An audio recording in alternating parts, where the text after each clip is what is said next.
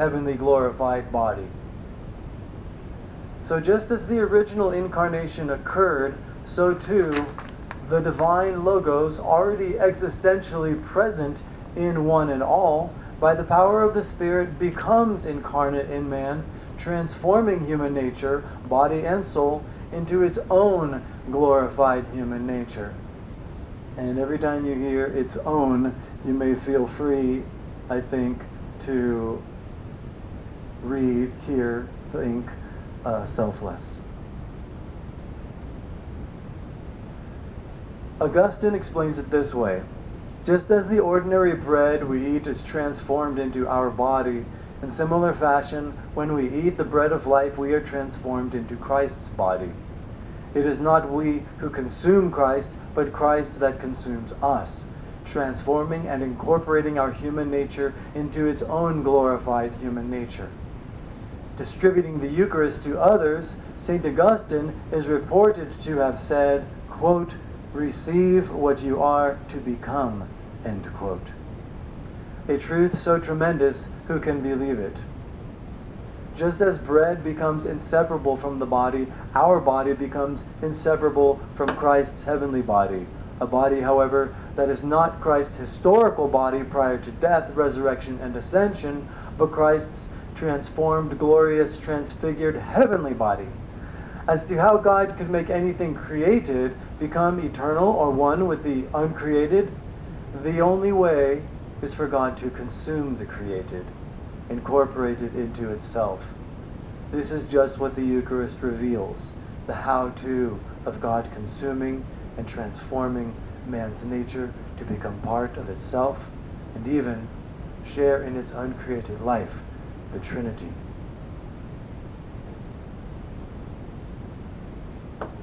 Footnote 3. In one of his letters to me, Father Raimundo Panicar, a renowned theologian recently deceased, he was half Spanish, half Indian, his parents, and he became a Jesuit priest. And anyway, wrote, "The Mahayana tradition of Buddhism says, if you see the Buddha, kill him. My Christian translation is, if you see the Christ, eat him. What else is the Eucharist? He disappears in us." It has been said Irenaeus is the first father to say how bread and wine became this glorified Christ. He says, "We offer to him the things that are his own, consistently announcing and confessing the unity of flesh and spirit. As for the bread taken from the earth, when it has received the consecration from God, is no longer common bread, but is the Eucharist, which consists of two realities, earthly and heavenly. So also our bodies, when they receive the Eucharist, are no longer corruptible, but have the hope of the resurrection into eternal life." End quote. That was Irenaeus. While Irenaeus uses the term consecration earlier than this, however, Ignatius, 35 to 110, used the term transmutation, and Justin Martyr, 100 to 165, said the bread was Eucharized. For Tertullian, it was a representation, a making present of the incarnate Christ, while others used the term transformation. Although there was no standard vocabulary, all believed the bread and wine had become Christ's living presence. For Irenaeus, this consecration from God was likened to the incarnation when the Logos, by the power of the Spirit, took on human nature in Mary. So too, by this same power, bread and wine takes on the glorified body and soul of Christ, where in the incarnation the Logos took on matter and appeared in human form. In the Eucharist, the heavenly Christ takes on matter and appears in the form of bread and wine.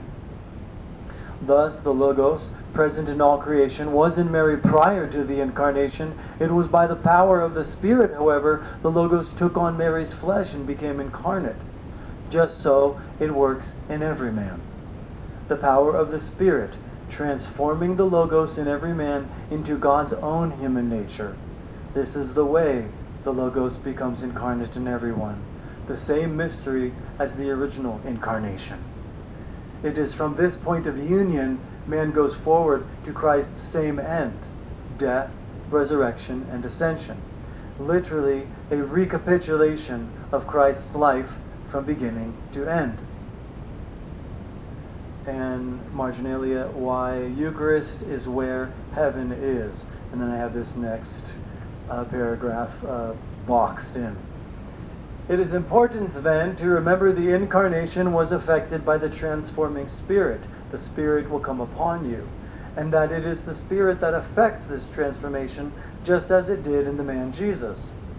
The Eucharist then is both the Logos recreating and uniting human nature to itself, as well as the Spirit affecting this transformation, all being in the glorious transcendent. So just as the incarnation was on the part of the whole Trinity, so too man's Eucharistic transformation is an act of the whole Trinity. The Eucharist, then, is the incarnational means or way man's transformation works, the end being body and soul, human nature, ultimately transformed into Christ's same heavenly Eucharistic body and soul. As someone said, a divinized Christian is a living Eucharist. Sounds like Irenaeus, but maybe not.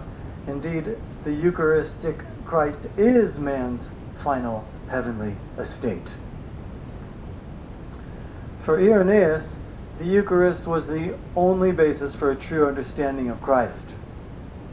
And she says in one of her long, The Essence of Christian Mysticism, that when she read this, it surprised her, because this she had known to be true for herself for a long time, and it was only recently in doing the book, which took her 5 years, that she found this.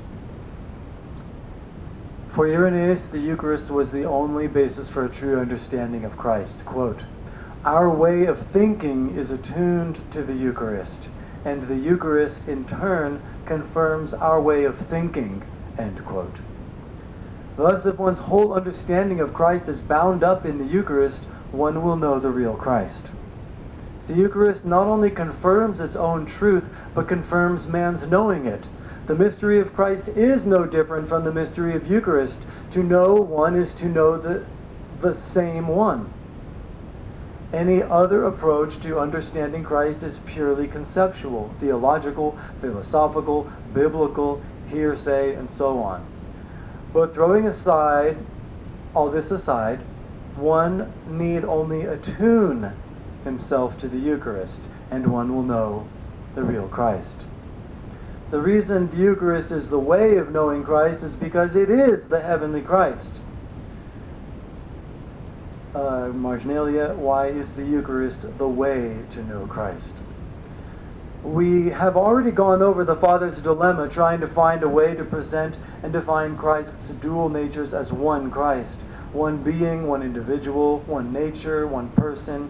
Yet none of these worked. They only promoted monophysitism, tritheism, created an ontological can of worms.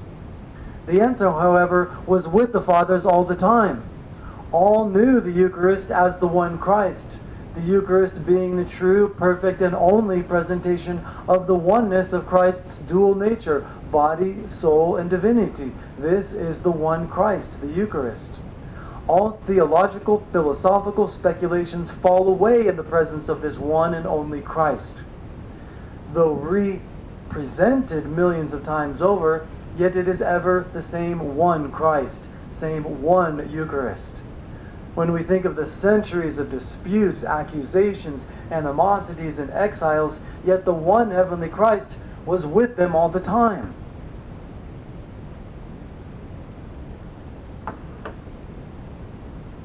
If everyone heeded Irenaeus's "our way of thinking is attuned to the Eucharist, and the Eucharist in turn confirms our way of thinking," they would find the Eucharist has a way of resolving all the issues regarding the real Christ. Any resolution apart from the Eucharist is solely conceptual, a matter of interpretation, a piece of someone's theology, and thus forever disputable. The Eucharist has a way not only of resolving all issues concerning Christ, but one will find there the answer to all man's perennial questions. Just as the Incarnation